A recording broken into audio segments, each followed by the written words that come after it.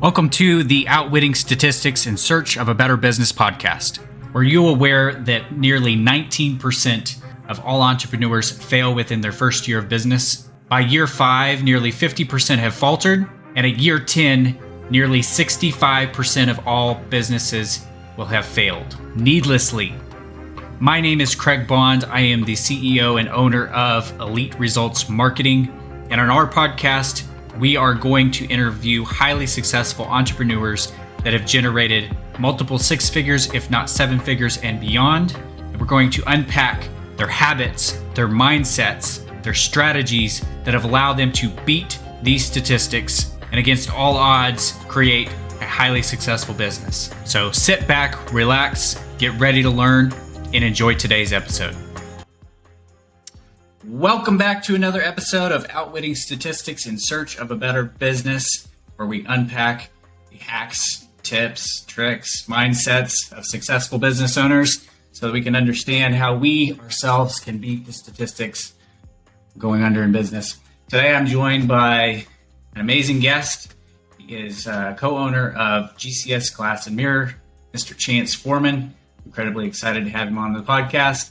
I'm going to give him a second to tell you a little bit about himself and the business, and then we'll jump into the goods. Right on. So a little bit about myself. I don't know, man. As a kid, I always knew I wanted to be my own boss. I never knew what I wanted to be, but I always wanted to work for myself. About myself in business now, I have a really, special story, I guess, that happened later in my life. That's just like everyone else. We all have stories to tell, but my daughter was internally decapitated at birth almost 7 years ago. They didn't think she would make it through minutes, seconds. I lost all of my business. I was the statistic. I lost all of them because I gave them up to fight for my daughter's life. So we spent 2 years and 13 hospitals doing just that.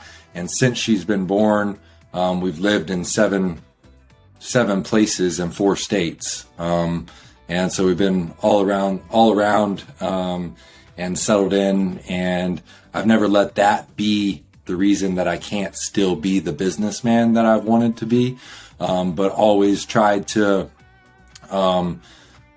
not use that as an excuse, but more as the fuel to the fire to go like, hey, I've got these limitations in life, but they don't define me. This is just, they're limiters. I just have to find ways to adapt and move a little bit different than I was used to get around those. So luckily I found a really good partner, and we'll probably get into all that good stuff, but I found a really good partner that's very process driven, and being able to partner up with him and just follow the process and stick to the process of what we're doing and stay really focused. We're on to building a really fun, exciting business, considering, we're just good old boys and, we sell glass, we slang glass for a living. And we get to still have fun with it and make it innovative and all that stuff. So life is family and life is business. I don't really have a lot of hobbies. Those are the 2 things I like. That's if I got spare time, I'm trying to spend it with my family. I'm most of the time thinking about business so that I can do more fun things with my family by the income that I can create from the business. So that's me, man, in a nutshell. I love that introduction and knowing the story with your daughter and knowing the things you've gone through. We've had personal conversations about that. I want to say you inspire me with just how you operate in life as a person. I have never seen you not be upbeat. I have never seen you have a day get you down. I'm sure they happen, but on the outside looking in, anytime I've been around you, you're a positive person and you keep things moving forward. And I really appreciate that about you. For the listeners that don't know anything about GCS Glass, which is an amazing company, it's been making amazing steps over the last couple of years. I'm incredibly blessed to have been part of helping with that, the small, teeny tiny piece that we help with. But tell them more about what it is that you guys do and where the company's at, where you're trying to grow to. Man, so for me, I grew up in like a mom and pop glass business, family owned and operated type thing. Grandpa owned a glass company. His sons, two brothers, split off with their best friends and started individual glass companies. So I grew up, sorry about that, in the industry. And to be very honest, I never really wanted anything to do with it. I ran from it really like as far and as long as I could. But it was always that plan B, in the essence of if life got me down or any of my riskier moves got me to a bad place, I could always fall back on the skill sets that I had acquired in the glass business. When my daughter's injury happened, things went sideways and I lost all the other businesses. My uncle asked me to come to work for him. Long story super short, I started doing that in Austin, Texas. And I was just, hey, I'm just going to sell the business and for you, and you have operations down. I don't want the responsibility anymore because I got this life thing I'm dealing with. And so I did that little number, and we grew from his average $1 million company for the past however long he had been running a 7-figure little $1 million to a $5 million company in the first year that I got there, about 16 months. So it was like really fast, lots of growth, 21 people hired, boom, outsold. Well, then he was like 1 foot in, 1 foot out, not wanting to like handle operations. So I had to like retract and go backwards and learn operations to try to help with that part because we had no one doing the fulfillment. Then my daughter overheated in Austin, had to go to Denver. I didn't have to. We chose to go to Denver because they had a good spine clinic for her. And we thought the Four Seasons would be a good thing for her mobility and stuff like that. I knew Brandon, who is the founder and CEO of GCS Glass. They founded in 2013, and he has a great story. I'm sure you're going to interview him because he's got just a fantastic story. And we just knew each other from Instagram. So like, that's it. Like we're both in the glass business, both shared what we were doing. All his stuff was always so pristine and perfect and like never showed flaws. And I was on the other side of it showing the behind the scenes and like, look at the shit that we're going through today. Look at the problems I'm having. Are you having these same problems? So the way we went about getting attention is two totally different ways. But it attracted us to one another.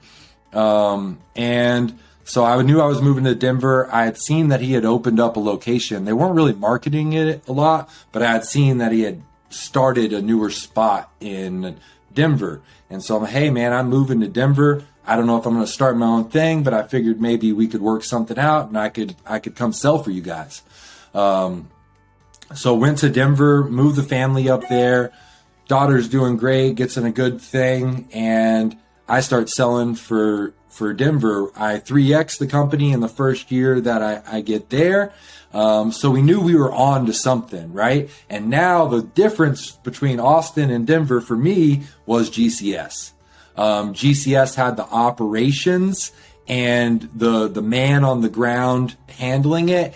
And Brandon, like I said, is super process driven. So when I lost everything, it was because I didn't have the processes and the structure in place for me to not be involved in the business and the business to keep running the way it should and grow, right? Not just even get stagnant. And Brandon is process driven, is building these, and I have the ideas for them, but he's a very good implementer when it comes to, we have the ideas, we put them together. So now that I'm doing this selling thing in Denver, it's going really good. We start working on things, and then boom, COVID hit. And COVID was a crazy nightmare, but we already were doing some cool stuff with the way we sold that was a little bit different than other people. And that's when we got introduced to Mike with the automation. And once we got the automation tool in our hands and we were able to white label that software, build it for ourselves and really start doing things where everyone could see. Then COVID, we had more growth, made the Inc. 5000 list in Phoenix that year, fastest growing privately owned shower door company in the country. And it was like, man, we're did that on again to this something. year, right? Did a repeat this year. Yeah. And we were like, we really have something here. So from there, we were like, we need to open up another location that's not in our city so we could test the model, right? We were going to do some coaching and sell the software and all this crazy stuff. But I actually had an interview with Alex Hormozy when he started acquisitions.com, and he was going to grow these companies. Well, I'd been blowing this dude up forever because he was in Austin, and so I'm like, I'm going to get to know this guy. He's really doing some cool stuff. And he was doing all the coaching and consulting for his niche and gyms. We wanted to do that with glass experts and glass, right? Am I blabbering too much or are we good here? No, keep going. All right, cool. Because, I'll get lost in words. I am that kind of guy. So then I talked to Alex Hormozy. He likes the business model. We actually do 3 sets of interviews. On the third one, I'm supposed to meet his wife, who's really the behind the scenes genius of, I think, him. And I'm pretty sure he'll admit that too. But she calls it off. She's like, no, I don't want to do it anymore. They have too much going on. Didn't give her a whole lot of reasoning, but it just wasn't, she didn't feel right. So she didn't show up to the interview, but he still showed up and gave me some advice. And on that call, I explained to him, like, man, I'm trying to do everything you're doing. I wrote the book. I got a book back here called Glass Expert Secrets. We had the hard copy cover. We were going to release it. We were selling the coaching. We had the software, and we were going to teach people our model. And I was going to get a bunch of people and maybe do license agreements. And he was like, that's cool, man. Would you want to learn from Alex 5 years ago when he was broke? Or do you want to learn from Alex now that has a lot of money and can do whatever I want and make decisions? I'm like, well, I want to learn from you now for sure. What's up? And he's like, own everything.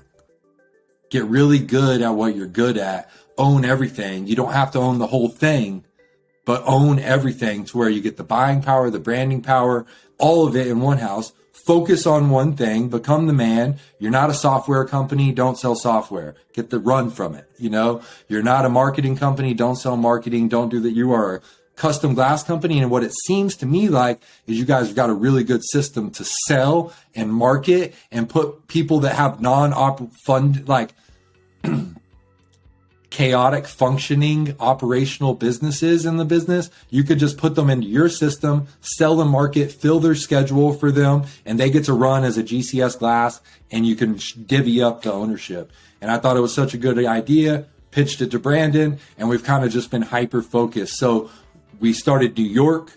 After that, in Long Island, we service mainly the East Hamptons, but we do service the whole island. We don't go into the city, and we're going to get close to $1 million in our first year launching. And our partner there has a full-time job that he works 50 hours a week for and drives 600 miles a week for just to go to that job. It's 75 miles one way, and he goes 4 days a week for 12 hours a day. And he is by himself, well, with our system and us and the marketing and stuff, almost $1 million within the first year. And he only has a subcontractor installing. So he's selling all day with us on the phones. He's on the boats, driving boats for a living. Don't tell his boss or whatever, but he works for the city. And like the other day, this dude is such a hustler. I'll share this really quick. He's such a hustler. He drives big, huge, shipping container boats for the city. And he's on one of the boats, and they go dock really quick, and we can't get this certain job done because the hardware lead times are delayed. And he's like, man, this place has it right here. I'm going to dock the boat at U-Haul, and it's a couple blocks up. I'm going to walk over and I'm going to pick it up. And so he literally docks his boat. His guys watch it. He walks over there and he comes back with satin brass hardware, jumps on the boat and goes back to his regular job. Just a pure hustler. And we're very fortunate to have him. His name's Derek. He's got that New York style of hustle and mentality where, if he's going to go buy some meat, he's going to go buy a whole cow and butcher it himself and then sell it on the street corners to all the neighbors so that his meat was for free and he could make a couple bucks. Like, just the mentality out there is different. So that's what kind of GCS now has become, is we are a residential, high-end, custom frameless glass company. And we don't do windows and stuff like that. We're all more, I would say, interior, but we do a lot of outside, like glass railings, wine cellars, glass wine cellars. You see them all over the place. We've done a lot of our bread and butter is shower doors. And then we do a lot of like frameless mirrors and things like that. Brandon's brought some steel features in and had a full in-house steel fabricator. And we were doing like big entryway doors and steel wine cellars, but we really got away from that when we decided to niche down and become like really good at just frameless glass. So we tried it. We don't really chase the commercial component or market. We've done condos, apartment complexes, things like that. But we try to just get into the big, nice houses where we can do 3 or 4 showers in there, get a wine cellar, do the railing on the outside.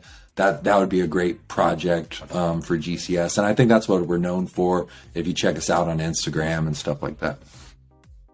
Which everybody absolutely should go do because their work is gorgeous. Absolutely gorgeous. Yeah. I'm not just saying that because we know each other. Like, it's absolutely gorgeous. My wife goes and looks at shower porn on their Instagram all the time. It's like, we're definitely fortunate to build our custom house. Scottsdale, Phoenix area where they started. It just has a really cool area of like the style of home, the architecture there. Built some monster houses that aren't as crazy expensive as they would be in other parts of the country. So it was a great place to start the foundation, and Brandon's done a great job at getting in with some of the best builders in the, like AFT contractors. I mean, they have 600,000 plus followers on Instagram, and they're just a local builder, one of our clients, and build some of the most beautiful homes. So when you're partnered with those guys or you're the sub for the best builders, you get to do some of the coolest work. And we just try to do the best quality and communicate the best. I mean, that's kind of what separates us from the pack. Awesome. So in case anybody missed it, they've got a lot going on them, and they're doing some really wicked cool stuff. So let's dive into the meat and potatoes on what this show is. We want to share with users about how you guys have been able to get here, and that can be tactical stuff, that could be mindset stuff, that could be how you're all the way down to like how you're hiring people or finding these individuals to help come in and help build the organization. So let's rewind quite a bit. Let's go way back to the beginning and talk about Chance when you were a young man, even down into elementary grade school if you want, and talk about what you were then and whether you see anything that's influenced where you are now from that time period or high school. I'll let you pick, but just kind of give me an idea. What kind of kid was Chance? I was athletic. I love sports. Basketball was my favorite sport. I was the kid on the block playing hide and seek. I mean, we had one of those good streets, where it was like every other house was a group of kids, brothers and sisters and stuff like that. So, I mean, we were constantly outside. It was a strict family where it was like, the street light came on and that was time to go home. My dad actually had a whistle, and it was like a really loud, high pitched whistle. I could hear it from blocks away. And if I heard that whistle, it was like haul ass home. He used to think it was funny because he was like the king of the hill where they'd be sitting in the driveway drinking beer with the buddies, the neighbors after work and stuff. And they'd whistle and I'd just, I got to go. And I'd run home and he'd be like, hey man, will you get us a couple beers from the fridge? And they thought it was just hilarious that I was like this gopher that he could just whistle for. And I'd go, oh yeah, can I go back and play now? And then head back to play. But the entrepreneur thing really came from my grandpa, which is my mom's dad, and I called him Pawpaw. And he was the one that owned the glass company. Never anything big, nothing crazy. And he wasn't an entrepreneur. He was actually a truck driver in the middle of Texas and moved down to Houston and just kind of fell in. He was actually managing apartment complexes in Houston when he moved down there.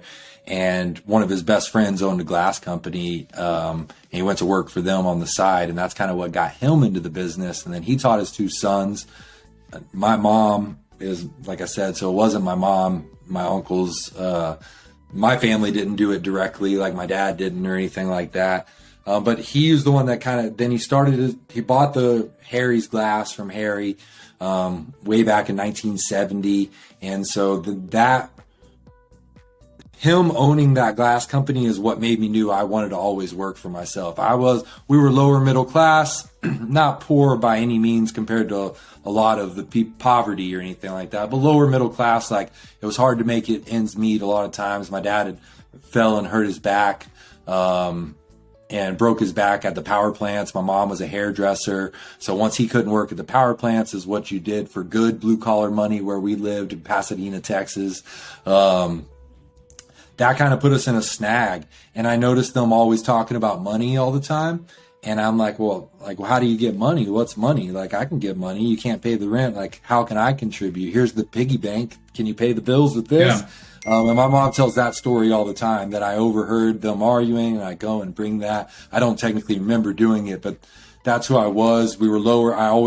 My sister, the kid across the street always got the best toys. I got the 3-story Barbie house with the elevator inside it. So I took an old refrigerator box, made a 4-story one with an elevator that had a pulley string and all that stuff, and handmade it. And would always try to, I could make it work. So the building things, I think, started when I was a little kid. And then the money thing is what started the interest in my in wanting to work for myself, because when I needed money, when we couldn't afford the cool shoes, for a basketball season and stuff like that, I just call my papa or my uncle, and they would let me come work for them, right?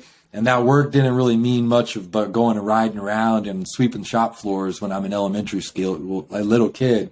But then I soon realized what it meant to do a transaction. So they would go to Sam's to fill the Coke machines and the candy machines that were in our waiting room at their shop. And I saw that he would, 25 cents, and I knew what we paid for it, and he explained those things to me. So then I started asking for the candy and the Cokes in bulk, and we didn't drink Coke in my family, and I didn't really eat candy. So I wasn't interested in that. It was just a product back then, and I'd put it in my backpack, and I would take it to school, and I would sell $1 candy bars, $1 M&Ms, $1 everything, and I always had a stack of cash. And my grandpa used to carry around a wad of cash in his pocket, and he would always, this is every time I saw this dude, bro. Every time, my whole life, as soon as I walk up, come up to you, kind of check you like that, and he pull that thing out and kind of show it to you. He's like, you know what that is, boy? And I'd be like, no, what's that, Papa? And he's like, that's a knot that choke a mule. And so saying it was just so big and choke a mule, and it was always $100 bills. And so that's what I wanted. I wanted the knot that would choke a mule. So I would do anything for it. I would work for it. I was the kid that had the lawn mowing service, but I realized you couldn't do a lawn mowing service just mowing yards. Made friends with a kid down the street named Garrett Supak. He was about 8 years older than me, had a truck. So then he got a trailer, and we had a real lawn mowing service, with trucks and trailers. When Garrett was 17, about to graduate from high school, we already had a whole nother crew working for us while we were in school, and I didn't own the business. He owned the business, but I was his right-hand little dude. I sold everything because, who wasn't going to let me mow your yard at 8 years old, right. But I'm pulling up in a truck with professional equipment, and it's getting done. I'm just saying, hey, I want to mow your yard. We'll do it for this much. And they're like, yeah, of course, buddy. And then we're rolling up, and they're efficient actually mowing lawns, And so I'm getting out there on Saturdays helping mow the lawns and stuff like that. But for the most part, they didn't want me selling the lawns. They didn't want me mowing the lawns. They wanted me selling the lawns, right? So it was a totally different. By high school, did y'all have those classes where you could skip school? You could not skip school. It was called co-op, where you could sign up, and by junior year, you were allowed to get credit for school by going to work, as long as your boss would write off on it and stuff like that. Yeah. Well, I was never approved for that, but I worked in the office. I had one of those office admin roles, and I stole the paperwork. And I took it to my boss and had him fill it out. And then so I would skip school on a regular basis and go to work. And I worked at a marina in Clear Lake, and worked at a marina. We, pretty much would dock the boats and undock the boats and gas them up and stuff like that when the rich people would come and go. Well, then one of the older kids there, Nick, was washing boats. And I'm like, how are you? They're letting you wash these boats? He's like, dudes are paying me big money, bro. They don't want to get in here and do this stuff. They just want to hand it off. And I'm like, I'm going to start doing this. So then I started selling him. Well, then he thought I was stepping on his toes, and getting some of his clientele. And I'm like, well, let's partner up. What's up, bro? We'll go get them at all the other marinas. So now I'm skipping school and I got a detail. And both of Beyonce Knowles' dad's boats, that was my highlight of my high school career, was I detailed both of his boats and gave him driving lessons and taught him how to drive his boats when he first bought them, because he just had money, wanted boats, but knew nothing about them. So I would detail his boats, and every time they would go out, they would call and, hey, is Chance working? And if they would say no, hey, could you call him and see if he'll come in for us? And they would call me and I'd go in. So that's me, dude. Like, figuring it out, whatever it is. Never knew what it was going to be. It was like, I just want to be rich, so I can buy the life that I want. I'm pretty money hungry. I won't say that I'm not money hungry. I think that money drives the world. So I am money hungry. I'm driven by what money can do. And I've always been that way. And it doesn't matter how low I get. I know I can go make it. And I always just learn, like, I don't know if I'm a great salesman, but I'm a pretty good negotiator. Like, I could just kind of talk my way into what I've ever wanted, even with school. Like, I don't think I got kicked out of school. I went to so many high schools. It's kind of unreal. And never had to make up any hours or anything like that. I just kind of flew by, and they were like, dude, just get this dude out of here. Just give him a degree. Let him go. But I ended up losing. I got kicked out of that school because I was skipping. I'd only gone 13 periods in one semester, periods, not days. And that was because I went to the first week of school, or the first day of school. My economics teacher was so hot. So for a week after that, I would just go to her class. She was like a 23-year-old Texas Tech graduate. And I was just in love with her, and I asked her to marry me every day. And then when she wouldn't, I just stopped going. That was it, man. That's my life, bro. That's it. Fair enough. That's interesting what you brought up about the skipping school. I don't know if I publicly shared this, and I should probably be ashamed. I don't know, but my high school year, I always say this incorrectly, but I went to school far less than I didn't, if that makes sense. Like, percentage wise, I probably went 35% of the year, and I still graduated with I think like an A minus. Like, I forget what the GPAs are or whatever, but like, I still made it quite well. I went, did my tests, and then gone again, going to work, hustling. I moved out of my house my sophomore year, and so I had to go to work. I had bills to pay. I had a car, so I totally resonate with that. Skipping, cool, and going and hustling instead. Well, school's different. I mean, if school was teaching us the things that we were trying to learn from the real world, then it could be seen different. But I think everyone knows the education system's a little messed up here in America. So, Definitely I think we agree with that. Hard knocks is the way to go sometimes. But if you're an academic and you're trying to be a lawyer, a physician, or anything like that, school has its place, But for the everyday people, I think they should be doing a better job at educating us and teaching us the way our brains work. And we would all be a lot further ahead than we are today if that started at more of a younger age. I think so. One of the principles that we follow, we homeschool Amelia, is I'm more interested in teaching her how to learn rather than teaching her the things she needs to learn. Right? If I can get her excited about how to learn and get her excited to want to learn, she'll do it on her own. And that comes from a background of doing some homeschool myself through junior high. That's how my parents treated it. Like, I went to work with Dad every day. I nailed baseboard and swept shop floors and did framing and all that stuff. And it was just a lot of hands-on learning and figuring stuff out. Probably the most irreplaceable. Yeah, through junior high. Really? And then so high school was your first. That was your first time to go to a real school. No. I'd done some elementary stuff. They took me out during junior high. I forget what the exact reason was. So, couple years of homeschool had a great impact. Whenever I tested back in, I was supposed to be going in for my freshman year. They actually said that I could skip a grade, and I chose not to. I wanted the social interaction and didn't want to be outside of the people that I thought I would know. Already knew. We ended up moving anyway, so and that's a whole nother story. But yeah, as far as education goes, I think there's something to be said for just getting kids excited about learning and teaching them how to learn.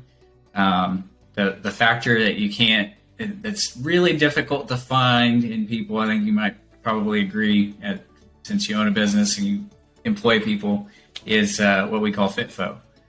Figure that out. If you can figure stuff out, that's super valuable as a skill set. Anyway, we're not here to talk about my stuff. I want to learn more about you. So you're a hustler as a kid. You get out of high school. You said you owned another business, and obviously there's a whole story as to why that didn't work out. I'm curious what that is. I don't know if I even recall what you were doing before you jumped into the glass business. All right, so a really weird one is, I think Jimmy John's Subs had just moved to our area of town. They might have been around longer than that, but it was the first time I'd ever been in a Jimmy John's Subs, right? I'm right at that high school, outside of high school age, and there's like a Warren Buffett poster sign at the end of the bench where we're sitting, and it said the average millionaire has 7 streams of income, So right then, boom, I want to be a millionaire, I'm hustling. I got stacks under my pillows and a little bank account, and whatever. So I'm like, well, I need more streams of income. And so then I start figuring it out, really tough. So for going to all of them, I had started my grandpa had a stroke, and my grandma was running the glass company. I was already doing a ton of side work on my own. But it was for the small period of time I worked on the pipeline, chasing stuff. My first job out of high school was working for my uncle in Austin, who's the glass company I eventually took over. And now became a GCS. But when I went back to Houston, I worked on the pipeline. We chased pipeline stuff.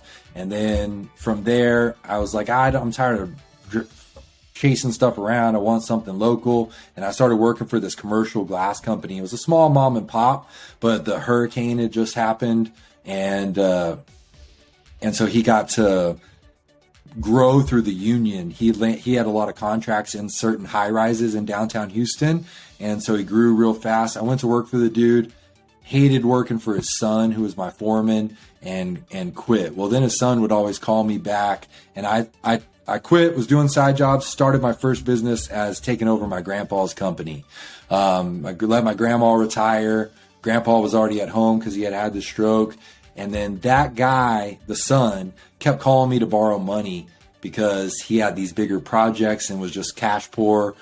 He had taken over some of his dad's contracts. His dad ended up was a small mom and pop, like 4 employees, ended up selling for $18 million after a less than a 2-year growth stint, repairing all the windows that the hurricane had messed up. One of the big hurricanes had messed up. And so he grew and was like, man, this is good money. I'm out. I retire. I'm going to go live in the hill country of Texas and live below my means. This is plenty of money for the rest of my life. And he didn't trust his son to take over the company. So I'm selling everything, but you can have these few contracts. And so the son now had 3 of the big buildings, 2 Houston Center, the El Paso building, and Park Shops in downtown Houston. When he would call me, borrow money, I would give it to him. He'd give it back. We didn't really get along too well. But I was just like, he pays me back. I'll, maybe be a good in where I can get in some of these contracts. Because I'd never seen how to get those contracts. Well, one day he calls me and asks me to go into business with him. For $30,000, I'll give you 50% of the company. And I'm like, sign me up, buddy. I'm young, man. I don't know anything about business, contracts, signing paperwork, nothing. And I'm not going to go asking for help because I'm too cocky. Definitely back then, I'm way different when it comes to asking for help now. I'd much rather ask or read about it, learn about it. But anyway, so started the glass company with him. He was in way more debt than I had thought, and tax debt, and owed people. And there was this crazy abundance of debt. And so one of the jobs was a $500,000 job, and it was all labor. So we were going to profit almost the whole thing, like no material costs. They just needed to take these new huge boilers that run the power inside those big downtown buildings. And so we were just taking the facade out and then putting the facade back on. And so I was like, I just need to stay in it this long. And then once we get that one, I'll say quits and whatever. Well, long story short, too much debt. We failed. So then we just sold our contracts, but we were able to sell them to a Glass Up North for $1 million.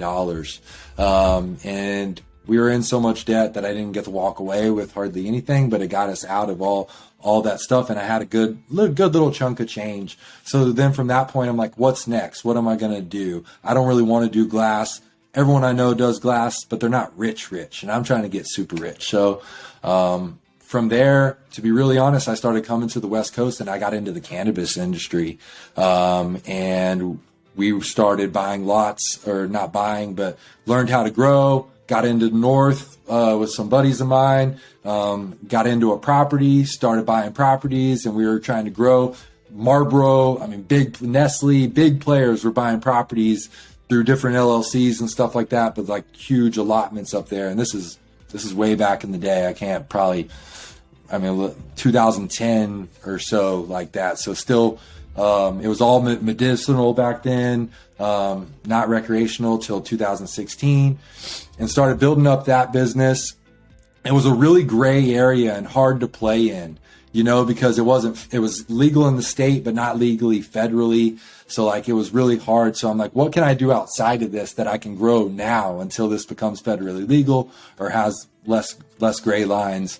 And then, so from there, I started a cigar lounge, or I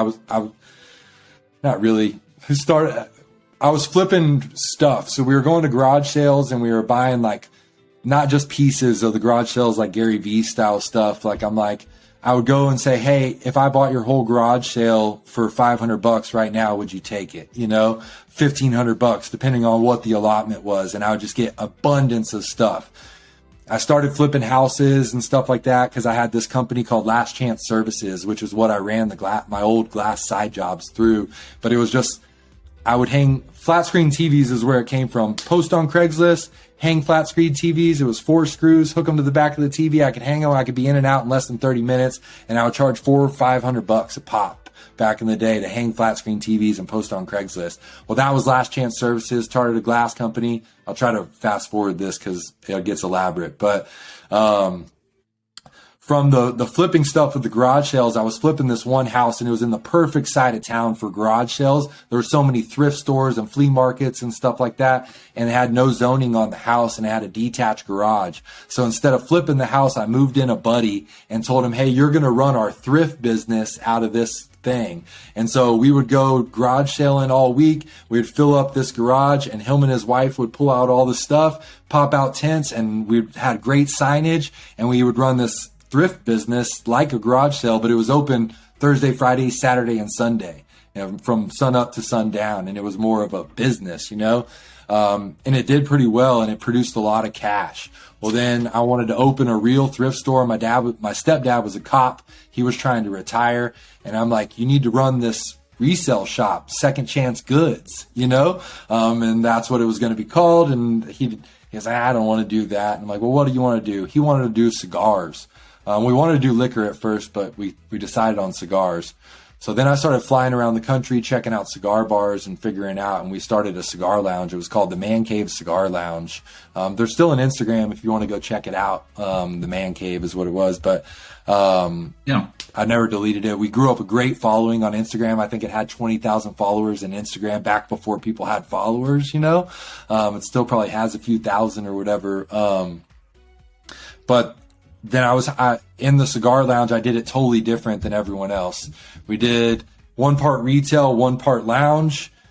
You could lounge in the retail side, but the members lounge was all members. It had a thumbprint scan entrance to get in there. This was probably 2012, 2013. And 24/7, the big humidor, walk-in humidor was all 100% Spanish cedar to store all the cigars. I had a vault in the back that was like like a rock wall that you could go in, that we kept all the backup cigars that were in the closed boxes. And then the lockers backed up to the back of the main humidor. So guys could come in, they could scan their thumbprint, go to their personal locker, get their scotch, get their favorite cigars, 75-inch TVs, leather chairs, custom poker table. And it was just like, it was called the Man Cave. And it was the ultimate man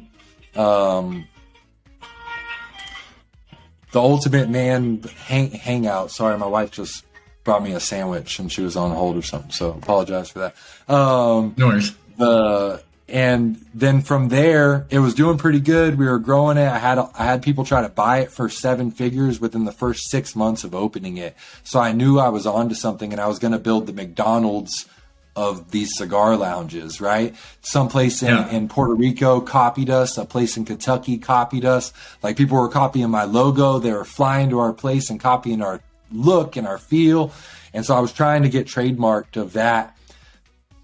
The coffee shop at the corner of the same strip center had gone out, and it was a Starbucks. Then some dude started it into like this monkey coffee shop. One of the monkeys bit one of the kids taking a picture, so he got sued. I was able to buy all of his equipment and everything for like pennies on the dollar. And then so I started the Man Cave Cafe. And then I had like the coffee lounge, and we would do like Cuban coffees, and you could do order to go, and we'd bring it to the cigar lounge type thing. So this was all going on. I was flipping houses, doing construction, but those were my main little deals. And then my daughter happened. And then that's kind of when everything kind of hit the shitter. So I was on my way to my 7 streams of income. I had a good solid 4 or 5, and was trying to figure out the rest. But now I realize if you reverse on that quote, get one stream of income that produces a lot of cash. If you follow like Grant Cardone, that produces your cash, and then invest that into something that cash flows. And those are the type of investments you make. Don't start a bunch of businesses that have nothing to do with one another. Even when you try to make it seem like, I sold Cuban coffee, I was next to the cigar lounge. It's kind of the same business, man, but it's not. So those are the before businesses in a nutshell. You just promoted a lesson that we need to point out, but the amount of energy you're describing to keep up with all of that, like, you are the ultimate hustler, my dude. Like, not that's what the I'm ultimate, hearing. But definitely, I get excited. I don't personally know very many people that hustle that freaking hard. That's pretty incredible. But your point about there's a better way to do it, as you've grown, what I'm hearing you say is, I didn't quite tackle this the right way, and now we're taking a step back and we're tackling it a better way, which is going to lead to higher degree of leverage. Is that about right? So much so that, like, I mean, we have people wanting to give us their business on other parts of the country right now. We've built a name and a brand for ourselves, and they want to merge with GCS, give us the business so they can just worry about installs and we can do our thing, no buy-in, no nothing. And we're saying no right now because our foundation needs to be a little bit more solid. Like, there's certain key components that need to be in place before we tackle anything like that at the moment. So, and back in the day, I think that's a key lesson too. Being able to have enough self-awareness and realize when you should say no, because sometimes it's hard. You're like, money. Like, right. I'm guilty of that, and that's led me astray over the last 7. What do they call that? Like a shiny ball. Like, you see that thing. It's tough. It's really hard not to chase the opportunity that's in front of you. But that's the thing that you learn is, like, the more successful you get, definitely the more money you get, because like success can be looked at in totally different lenses and perspectives. For sure. But the more money you have, that's a real thing. Like, that's physical, touch it, feel it. People start to be attracted to that money, and they start to like unroll opportunities to you a lot more. It's like that's why I think successful people stay on top, is not necessarily that their skill sets are any better than the people down here. It's just like, when you have money, the opportunity that presents itself compared to when you're living in poverty and somewhere where like your surroundings is doing drugs or they care about drinking beer after work and stuff like that, or like But if you have some, I don't know, it's just a different way of life. Is like, you could be a very skilled, smart individual, but if you're not, don't have the same access, or you're not presented with the same opportunity, it's hard to compare, you know? I don't know why I went on that rant, but yeah.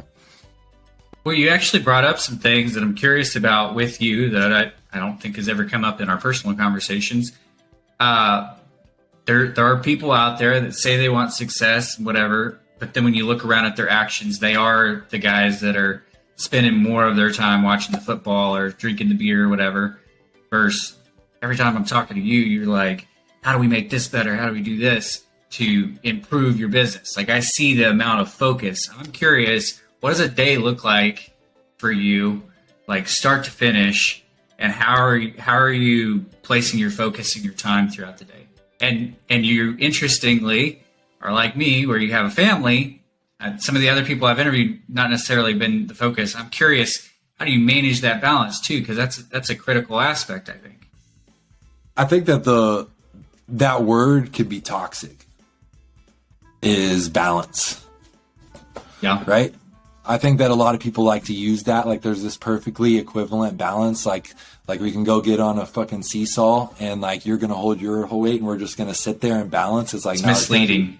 It's gonna be up and down, up and downs always, and you have to know who you're marrying when in that part. I think that if you're gonna be, I can't talk for the people that aren't married, but like if you have a personality that's anything entrepreneurial, and that's in you, when you're marrying someone, like that has to be like on the forefront of the know, because there's a lot of chaos. I think there's a lot of ideas. There's a lot of like risk that comes with that type of personality.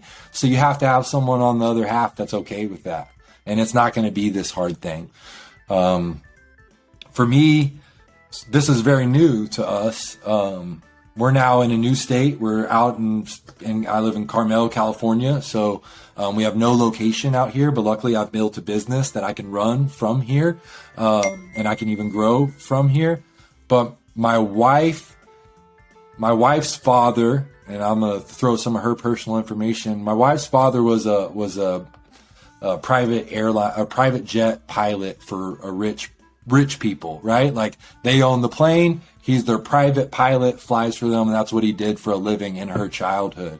He had a girlfriend in New York while he was married to the mom. The mom went off like the deep end. It didn't do so well for her, and it took her in a different stray of life.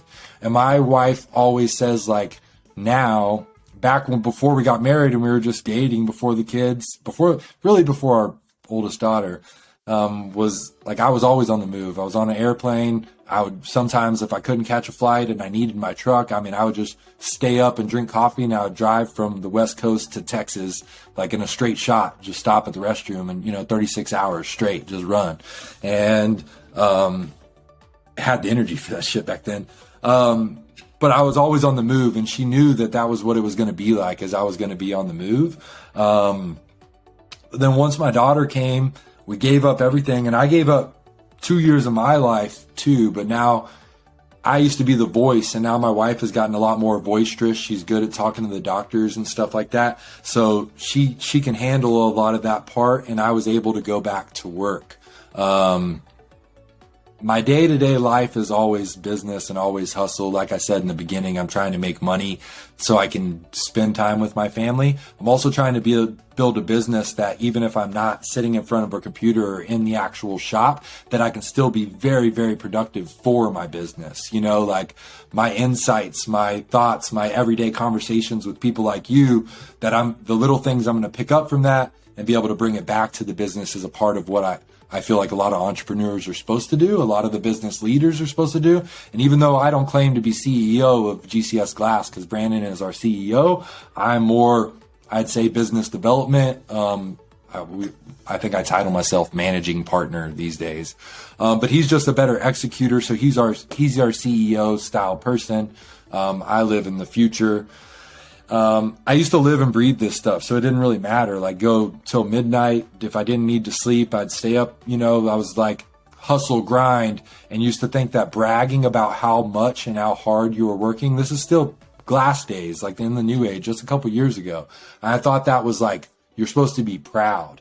And then I realized like, I'm supposed to be proud to work hard and stuff. There's a sense of pride that goes in that, but I should also have like enough of a balance with my own life, with my personal, like how I take care of myself. And then, so that's when you get back into like, man, I go through phases when it comes to working out. Like I take care of myself until I start getting fat. Like then something happens, I get sick, and then I get really skinny, and then I start getting fat, and then I notice I'm getting fat, and I'm like, hey man, you're not supposed to be like that. Like, you need to get back in the gym. I always do better when I'm in the gym, right? Like I work better. My health life, my family life is better. I have more energy. Everything is better when I'm in the gym. COVID happened and made that stuff a little bit hard. So I guess now I'm Do you back. make trade-offs for yourself? Do you like convince yourself sometimes you're like, nah, I got to skip the gym today because I got to go do this? I have reflected over the past 7 years, and every time I consistently go into the gym and I put in good effort, I get a better result. And yet I'll find myself like trying to deal myself out, like, nah, like you need that extra hour to go over here and do this thing on business, or you need that extra hour to go do that, whatever. And yet if I'll circle back, life is just way better. Things just way better, smoother. And like, I don't think it's a morning routine or like the ultimate morning or the miracle morning, like the Hal Elrod book or anything like that. I think people are wired different when it comes to that. Some people are morning people. I think the greatest part about mornings to being evenings is you're knocking it out first thing. So like whether it's the morning, like whether it's sitting in the cold plunge or doing the infrared sauna or going to the gym or whatever, hiking, biking, whatever is your thing. It's just like doing something that's hard first thing in the morning that you don't want to do. There's something in the subconscious that just flips a switch that says like, shit, I already got this done. And most people aren't even out of bed yet. What's up? Like what else can I get done today? You know? And then you're pointed on to the next thing. So I always try to be on that, but I do the same thing. I go through these stages where I get out of my routine, then getting back in it is a little bit harder. I always do fiddle. Like if you look out my office window right here, I got all kinds of workout stuff. So I'm always like, we'll grab stuff on the middle of a call and start doing stuff because I don't want to be out of shape. You know, my daughter's quadriplegic from the neck down and breathes on a machine. So it's like my job is to like always be her legs, her arms, and her breath, right? So like I have to fulfill things that she can't fulfill. And so I can't ever let myself get too bad. But when I am working out, that would be a big thing. And since I've partnered with Brandon, we don't ever cut off, but like Brandon won't work the weekends. Like GCS Glass does not work. We are a real business. We operate Monday through Friday. We're not trying to compete with the guys running out of their garage and their mom's bakery, backdoor butcher's shop, or whoever what they're doing. We're not trying to be those guys. So we're like, these are our set hours. This is when we work, labor.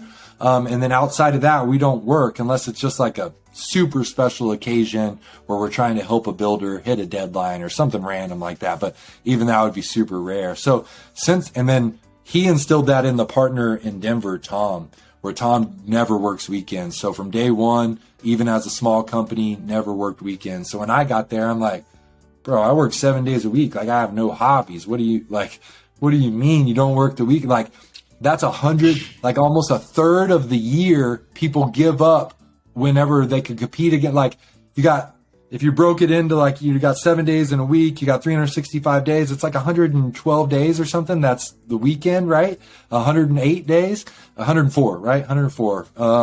And then, so you got 104 weekend days. And so if you just work those days, it's like you're getting a free third on your competition that they're not getting just by opening up and putting in the volume on those days. It's like buying time back without buying time back. So I always looked at it like that. And I like that.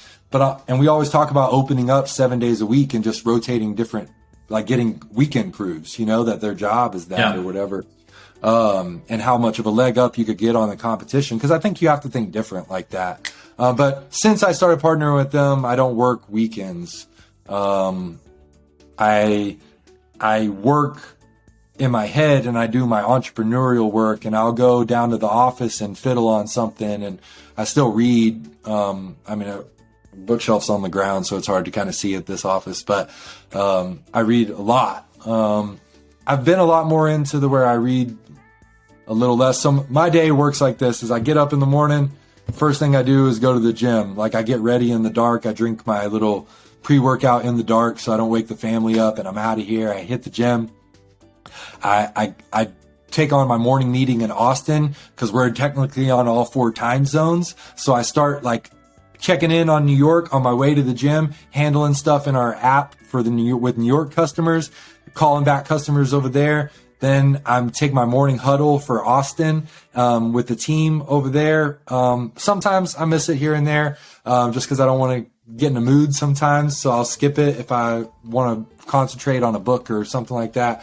And then I hit the gym. I come back home. I read, take a shower, and then I'm back into work. By that time, Denver is opened up, so I'm starting to work in the Denver account and manage that account. Now Phoenix is actually back on Mountain Time and not West Coast time, which is really weird because they're like one of the only places that doesn't time change, you know? So now we're technically on just the 3 time zones, but I'm on Pacific time.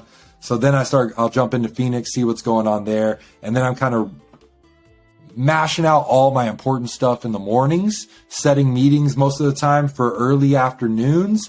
I don't like to do meetings late in the afternoon or the morning. Morning is productivity time. I don't check my email throughout the day. I only check my email at certain times because I don't want the distraction. I do check text messages throughout the day.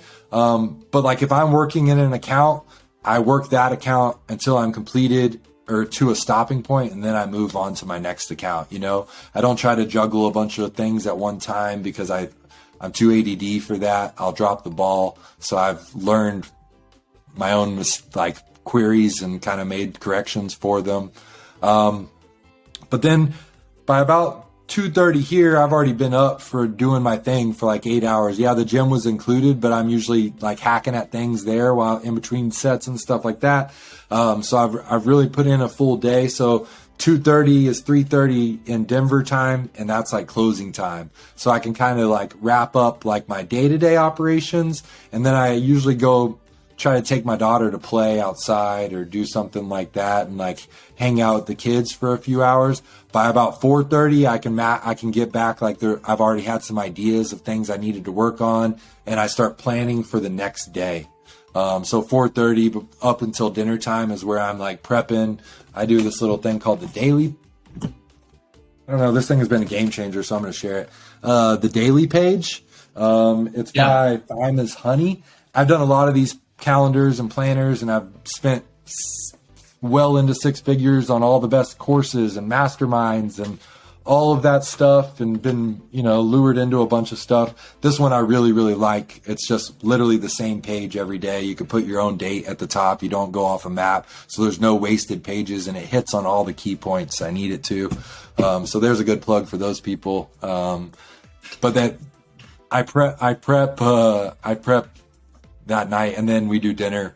And then after dinner, my wife likes to take long ass baths. So then I read at nighttime. And then the reading usually goes to like where it gives me tons of ideas, And I'll give a note here. I've heard a lot of new guys saying is like, I read a book a week, or I read, 2 books a week, or a book a month. And it's like always about the quantity of books. Yeah. And I think people forget about the quality of books. And if you really, really liked a book, why not reread it again and again and again? Like, you'll get so much. Like The Ultimate Sales Machine by Chet Holmes. I think I've read that book probably 15 times, The E-Myth. Stole my next question. Yeah. I was like, hit me with like your top 3 books that every entrepreneur, no matter what business style they're in, should read, and why. I mean, I wouldn't say these are my top books, but if you're saying for every business person, one of the best books you can read as a new business owner is The E-Myth, by Michael Gerber. It's just a great book on literally kind of explaining how our brains work. Like, everyone has the entrepreneurial spirit, but most of the time people get into business as the technician, and then I think everyone needs to know how to sell if you're going to be in a book. So The Ultimate Sales Machine by Chet Holmes is just a great You can plug that book in and just follow the footsteps. E-Myth tells you how to run your business, set up and run your business. Dream 100 is going to tell you how to put clients in the door. And you're already running it. And then from then on, I think that, man, for a dreamer, you need a dream book, like the book Play Bigger.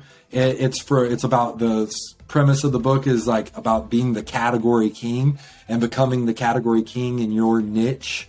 And then thinking about, like, if I only did this one thing, this is the one, and the one thing, that's a great book too.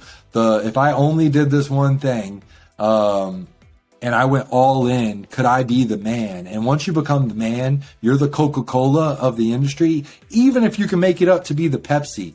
I mean, they dominate. They own the industry. Anyone else is just scraping on that 5%. So, Play Bigger is a great book to really think a little bit, to think a little bit bigger. But I think one of the best books is on my desk right now. I just bought a new version because I read it so much, but is Influence by Robert Cialdini. Because once you know how to influence people, influence the masses, influences your team, influence your listeners, whatever. Once you have that skill set down, I think you could take any business or any skill set to the moon once you have influence. And we're seeing that with influencers like, Kylie Jenner and stuff like that. Anyone that has a big brand, Conor McGregor. I mean, when those people go and they release any product, their makeup, their liquor, I mean, these businesses turn to $600 million, billion-dollar brands overnight because they have the influence of the masses and the eyeballs, right? Things they don't teach you in school. We've hit the top of the hour, and there were still like a ton of questions, and that seems to be how it goes here. We open a can of worms, and we end up asking a lot of things. So you should shut me up, let's do a couple rapid fire. Let's do a couple rapid fire questions. We'll try to get short, concise answers. We'll probably end up asking you to come on again, and then we'll give everybody an opportunity to find out how they can go learn more about what you guys do and your website and where to find you and stuff. So, so we talked about books, and those are some great book recommendations based off the ones you mentioned. There was one in there I've not read. I'm going to go look that up myself. What about people to follow or you feel like have inspired you that have helped you get where you're going? Because like you said, you've been through a lot of courses, mentorships, trainings, whatever. I've done the same. Part of them were an absolute waste. Part of them were fantastic. What are the good ones? I would say the person I mentioned in this call right now is probably giving better information to the business world than anyone in the market is Alex Hormozy. And then follow his wife too, Layla Hormozy, because she's sharing a lot of stuff too. It is kind of unreal what they're doing. I see why he's doing it, because he used to be the guy hiding behind the scenes. But now he's going, I want the eyeballs, because once I have the eyeballs and I have the attention, now I can build and scale and I can get all the opportunity like we talked about earlier. More opportunity presents him once he has more attention.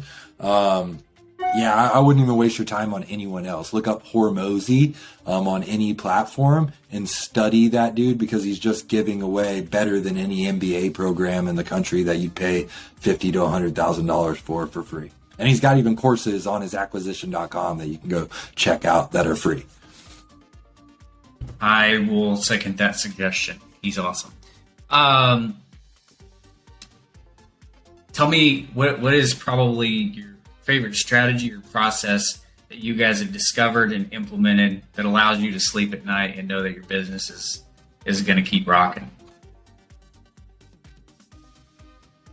We implemented our software that we plugged in and we've built. Not follow up is our version of go high level or whatever, and we've tweaked it to be our own or whatever and use it really well. But Workup, once they become a paid, that's more of our sales and marketing front end, and Workup is our project management software. Brandon's been building it 2 years prior to us getting involved, and now has been throwing a lot of money at tweaking it, because we played the big box retail stuff. And I think you can get a lot of those, but you have to kind of, the CRMs that run your business, you have to kind of adapt your business to run how they run. And we took our own software and built it to run how we operate. That changes us up a little bit different. And as long as everyone follows the process, we don't need to manage anyone, because the system manages the process of how things should go. And so if there's one glitch and you didn't do your part, it's very easy to identify that, get it corrected, and move on. And by having both of those softwares, we can monitor from my phone, I can jump into every single account in a matter of seconds, start having customer conversations, see the health and wellness of the business, put out any fires. Like I said, I live all the way out here. We don't have a location within hundreds of miles of me, and we run a pretty successful company. So that helps me sleep. Recurring theme. What gets measured gets managed, and what he just said is apply technologies that will allow you to measure so that you can manage. Because say that right? The one thing I was about to go in that was a game changer for us is we started measuring. The systems measure a lot, but we honed in on making sure everything was labeled and all that kind of stuff, so it gets into the system. And then we started I learned it from Alex Sharfin. We started the waterfall, which was just like you. I think we talked about it, where it's like, we got our 5-year plan, our 1-year plan. We set meetings for these things, the 5-year, the 1 year. Then It's broken down into quarterly projects, like literal, this is what we're going to get done this quarter. Now break that down into monthly, then break it down into weekly. And now we're going to meet weekly to hold you accountable on the actions you said you were going to get done, because you put them on there. And that's helped us build this foundation. Like this year, the growth hasn't been as much as it probably would have been if we did it the old way, but our foundation is rock solid.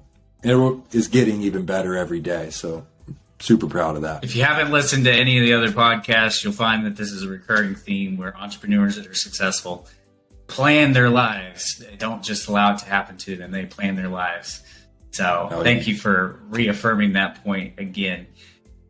All right. Again, we're at an hour and 5 minutes. We'll definitely have to have you on again, because I can tell you got a lot more to share. But tell everybody how they can come find you, how they can see those gorgeous showers, have their wives get all jelly and call you guys so that you can install some more showers. Yeah, man.